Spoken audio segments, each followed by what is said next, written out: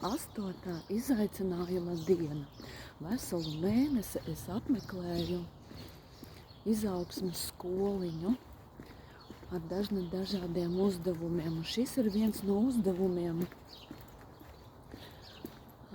Katru dienu sociālos tīklos storijos likt kādu informāciju minūšu laikā.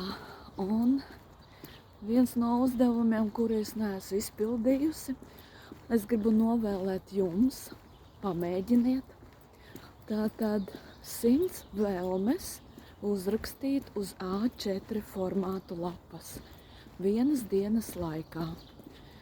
Mazā atkāpīte, ja neizdodas vienas dienas laikā, 3 dienās.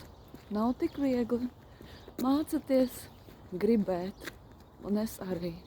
Lai visiem jauka diena!